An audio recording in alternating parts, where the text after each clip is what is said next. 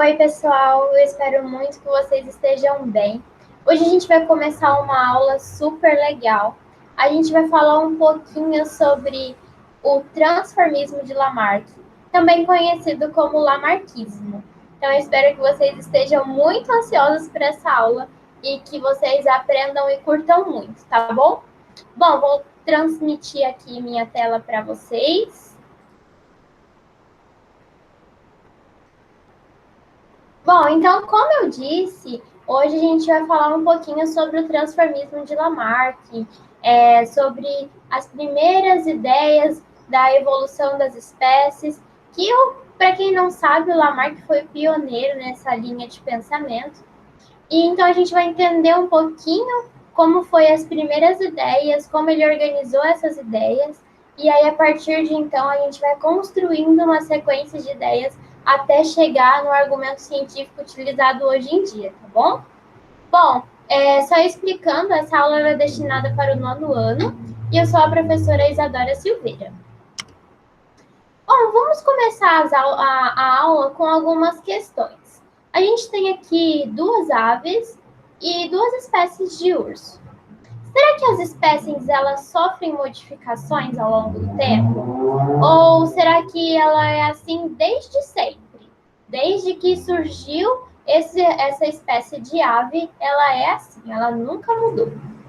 Será que se ela sofre modificação, vamos supor que a gente, não, eu acho que ela sofre modificação. Será que por que ela sofre modificação?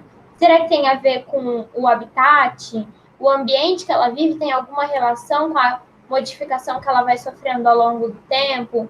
Então, esse é um tipo de pergunta que a gente pode começar a pensar.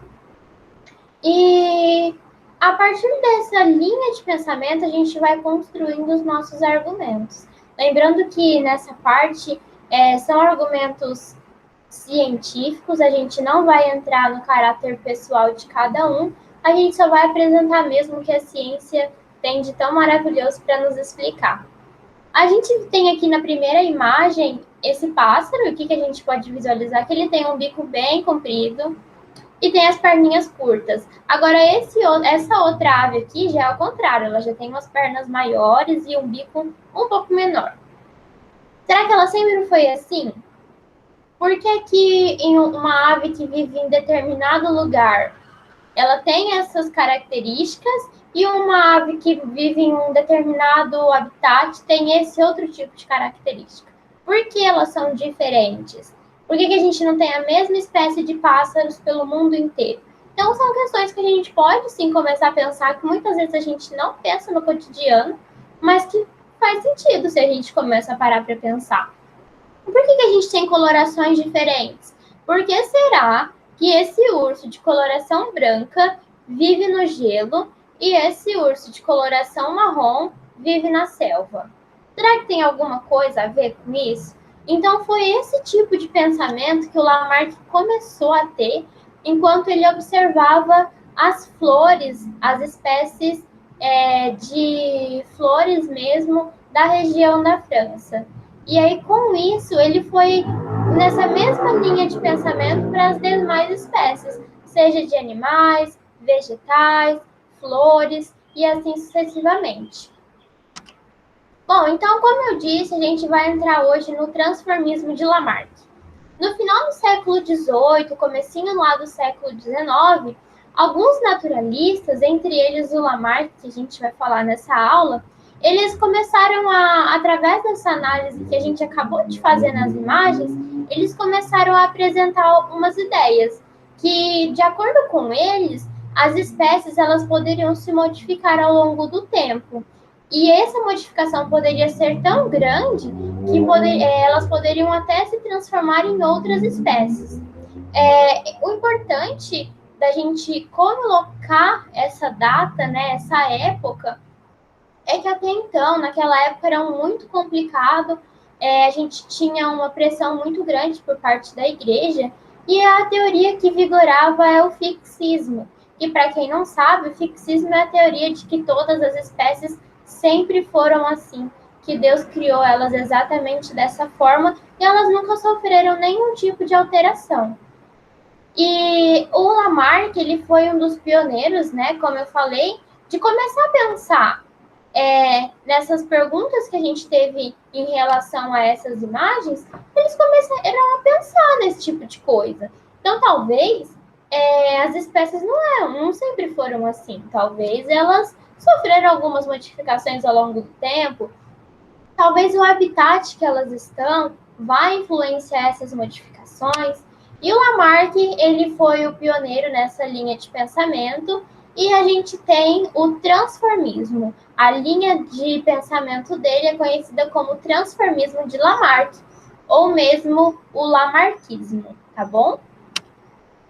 Bom, então, quais eram as ideias de Lamarck? Após analisar as espécies de plantas, as espécies de animais, ele começou a caracterizar e elencar uma série de fatores que, de acordo com ele, sempre acontecia. De acordo com ele, os animais, as espécies, elas adquirem novas características de acordo com as necessidades que o ambiente que aquela espécie está vivendo impõe. Por exemplo, e se a gente for parar para pensar, faz muito sentido. Por exemplo, no deserto, a gente tem qual a principal espécie de plantas? Os cactos. Eles têm aquela estrutura para aquele determinado local. A mesma coisa com os outros tipos de espécies. Às vezes, uma ave tem uma estrutura de perna maior, ela precisa daquela estrutura para sobreviver no ambiente que ela vive. Só que ele falava também que, consequentemente, essas novas características apareciam pelo maior uso de determinados órgãos do que outros. Então, de acordo com ele, essas mudanças elas vão aparecer de acordo com o uso e o desuso dos órgãos, e essas alterações elas vão ser passadas para os seus descendentes. Ai, mas como assim? Não entendi. Bom, vamos pensar um pouquinho e depois a gente vai entrar detalhadamente nas leis de Lamarck, que é como ele fundamentou a sua explicação. Então, de acordo com ele, por exemplo, no exemplo da girafa, que a gente tem a imagenzinha dela aqui. De acordo com ele, a girafa não teve esse pescoço desde sempre, esse pescoço alto. Então, ela tinha pescoço menor, e a partir do momento que ela foi precisando comer as folhas das árvores cada vez mais altas, ela forçava esse pescoço, e aí o órgão, ele, pelo seu uso, ele evoluía, aumentava um pouquinho. Ah, aumentou um pouquinho? Pronto, ela passava essa nova característica para o seu descendente. No caso, seu filho. Então, ele vai e continua usando um pouco mais esse pescoço. Ele vai aumentar um pouquinho. E aí, com isso, vai aumentando sucessivamente esse determinado órgão, que no nosso exemplo é o pescoço. E aí, é por isso que, de acordo com ele, ela teria um pescoço tão grande assim. Mas a gente vai entender um pouquinho melhor sobre isso nas leis de Lamarck, que é como ele fundamentou a sua explicação.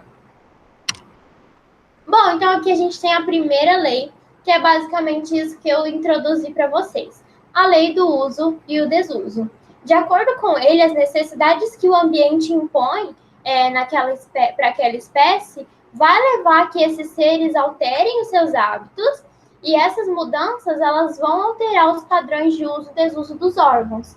Por exemplo, se o uso de um órgão for frequente, ele tende a se desenvolver cada vez mais, como é o exemplo do pescoço da girafa. Como ela sempre precisa forçar esse órgão para conseguir capturar seu alimento, no caso as folhas das árvores, que cada vez assumiam uma expectativa maior, esse pescoço se desenvolvia cada vez mais. Só que aí tem também um exemplo contrário, porque o pensamento contrário também é válido nessa teoria. Quanto menos você utiliza um órgão, ele vai cada vez reduzindo, cada vez ele vai se atrofiando e ele pode até mesmo desaparecer. Ai, mas tá um pouco confuso isso, hein? Vamos melhorar? Vamos para os exemplos. Eu acho que é a forma mais fácil e mais legal da gente entender essa teoria. Que às vezes a gente acha que ela é um pouquinho doida, um pouquinho maluca, mas se a gente parar para pensar, essa lei do uso e desuso faz muito sentido. Por exemplo, a vaca.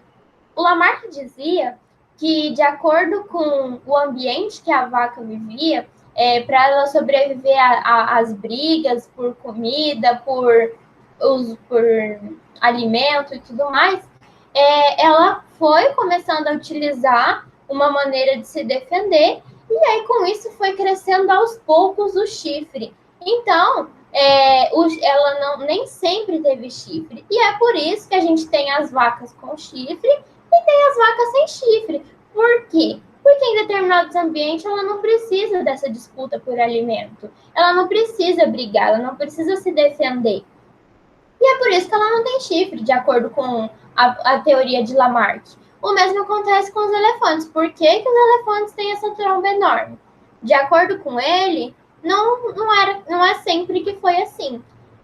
Eles tinham trombas menores, mas a partir do momento que ele foi precisando abaixar mais e foi ficando cada vez mais difícil chegar até o lago, até o rio onde ele bebia água, essa tromba foi aumentando, porque ele foi usando cada vez mais esse órgão. E a partir do momento que você usa um órgão com frequência, ele vai desenvolvendo, ele vai melhorando. E essa é mais ou menos a linha de pensamento. Ai, tá bom, professora, mas e o exemplo contrário, sobre o órgão ir atrofiando? A gente tem aqui a cobra. Como a gente sabe, a cobra não tem pernas e nem pés. Então, de acordo com Lamarck, esse é um ótimo exemplo contrário para a gente pensar. Segundo ele, antes as cobras deveriam ter pernas. Só que como ela não utilizava essas pernas, já que ela se locomove se rastejando pelo chão, ela não precisava dessas pernas. E aí esses órgãos foram cada vez atrofiando mais. Então, de acordo com ele, cada vez ela tinha perninhas menores, e aí até que chegou o momento que nasceu uma espécie de sem as perninhas, já que esse órgão ele foi cada vez em mais desuso até que ele desapareceu. E a gente tem aqui uma ilustração bem legal sobre essa evolução do pescoço da girafa. Então, de acordo com ele, as girafas tinham um pescoço curto, mas elas tinham necessidade de alcançar os galhos das árvores para ela conseguir se alimentar. Então, ela forçava o pescoço, usava com muita frequência esse órgão, e assim ele foi melhorando, foi se desenvolvendo. E é assim que, de acordo com ele, a gente tem novas características. E a segunda lei de Lamarck, que ela basicamente vai completar essa lei que a gente acabou de entender, é a herança dos caracteres adquiridos. De acordo com ele, toda alteração que foi provocada pelo ambiente, ela vai ser passada para os seus descendentes. Então, é por isso que hoje em dia a gente só tem girafas de pescoço grande. Porque, como eu disse, esse pescoço foi aumentando gradativamente conforme a girafa tinha seu descendente. Então, vamos dizer lá, a mamãe girafa usava muito o seu pescoço, ele aumentou um pouquinho. Ela teve um filhote, e esse filhote, a mesma coisa. Sempre usou muito esse órgão durante a vida toda, então conseguiu desenvolver um pouquinho mais. Passou essa característica para o próximo filho. Ele vai estar lá se alimentando, usando esse órgão cada vez mais, desenvolveu um pouquinho mais, passou para o próximo descendente. Então é assim que acontece, e é assim que, de acordo com ele, a gente tem as novas espécies. Ah, professora, mas e o que acontece de acidente? Vamos supor que a girafa vai lá e quebrou a mão. Aí o filho da girafa vai nascer sem uma pata? Não, não é bem assim. O Lamarck pensou nisso e explicou isso um pouquinho para a gente. Ele falava que as mudanças causadas por acidentes, ou mesmo as amputações, elas não são transmitidas para as próximas gerações. Por quê? Porque ele não teve que usar esse órgão, ou então não usar esse órgão para ele desenvolver ou para ele se atrofiar. Foi um acidente, foi uma causa eventual. Então é por isso que ele não vai passar essa evolução para o seu descendente, e assim vai passar as características apenas que foram ao longo da vida dele mesmo. Então, se ele conseguiu desenvolver um pouquinho mais um órgão, vai passar para o seu descendente. Não usava um órgão e esse órgão atrofiou um pouco, vai passar essa atrofia para o seu descendente. E assim sucessivamente, tá bom? Bom, mas a gente tem que pensar na teoria de Lamarck. Quando a gente fala, a girafa aumentava um pouquinho o pescoço e passava para o descendente, e ele foi ficando cada vez com o pescoço maior, será que faz sentido? Bom, é importante dizer que atualmente as ideias evolutivas de Lamarck elas não são mais aceitas pelos cientistas. Elas foram sim aceitas por uma grande maioria de pesquisadores quando Lamarck lançou essa teoria de evolução, mas também na época, como era mais ou menos em 1800, né, havia muita pressão, porque os fixistas ainda eram a grande maioria. O pessoal ainda acreditava que os animais, as espécies, elas foram sempre assim. Não houve nenhuma evolução, nenhum desenvolvimento de órgãos, nenhuma melhoria. Então, eles acreditavam que elas sempre foram assim criadas por Deus. Então, sempre teve essa pressão. E é por isso que o Lamarck é tão importante e deve ser muito valorizado. Porque por mais que a gente acaba tendo um certo preconceito e as teorias dele parecem ser um pouco absurdas, para a época isso era fantástico. Ele foi um pioneiro que vai trazer discussões que após essa teoria, discussões fantásticas até a gente conseguir ter o que é aceito hoje em dia. Então, talvez, se não fossem as ideias de Lamarck, a gente não teria chegado nas teorias que a gente tem hoje. Então, é por isso que ele é muito importante. E é legal também a gente valorizar esse trabalho, porque ele fez tudo isso pensando somente nas coisas que ele observava. Naquela época, ele não conseguia analisar um DNA, ele não entendia muito bem de genética, porque a gente estava mais ou menos na década de 18 e tudo mais. De 1800, no século 18, né? Mais ou menos em 1800, por aí. Então, é por isso que o Lamarck ele deve sim ser valorizado. Ah, tá bom, mas então vamos entender um pouco por que essa teoria ela não é aceita atualmente. Porque quando a gente para pensar, faz sentido. Então, vamos voltar lá nas imagens para a gente entender um pouco.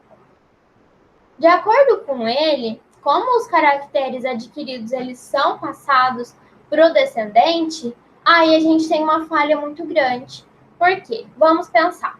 Bom, eu tenho minha idade, já estou no ponto de emagrecer ou engordar, fazer o que eu quiser do meu corpo. Então, vamos supor que eu queira ganhar um pouco de massa muscular. Eu vou lá, treino pesado na academia e consigo aumentar o tamanho do músculo. Olha, a lei do uso e desuso está valendo. Por quê? Eu tinha um músculo pequeno, treinei o ano inteiro, me esforcei na academia e aí o tamanho do músculo foi aumentando, porque eu usei muito ele, fiz muita malhação. Olha, tá correta aparentemente essa lei do uso e desuso. Mas vamos supor que eu tenha um filho. De acordo com o Lamarck, já que eu consegui aumentar o tamanho da minha musculatura, o meu filho tinha que nascer já assim. Já tinha que nascer todo forte, todo bombado, preparado para a academia. E não é assim que acontece, né? A gente sabe que cada ser humano, cada espécie vai nascer pequenininho, a gente não sabe qual a altura que já vai ter, se vai ser um adulto com muita massa muscular ou com pouca. A gente sabe que existe uma série de fatores que vai influenciar em como esse bebê vai ser quando ele for adulto. Então, essa é uma falha muito grande que a gente pode entender o porquê que a teoria de Lamarck, por mais que a gente não deva desvalorizar, porque foi pioneira nessa linha de pensamento, ela é muito falha e por mais que pareça fazer sentido, de acordo com a lei do uso e desuso, realmente parece que faz sentido, mas quando a gente para pensar nesse sentido de transmissão dos caracteres adquiridos, a gente vê muitas falhas nesse processo. Bom, gente, então é isso por hoje. Eu espero que vocês tenham curtido muito a nossa aula, que vocês tenham aprendido sobre o assunto e até a próxima!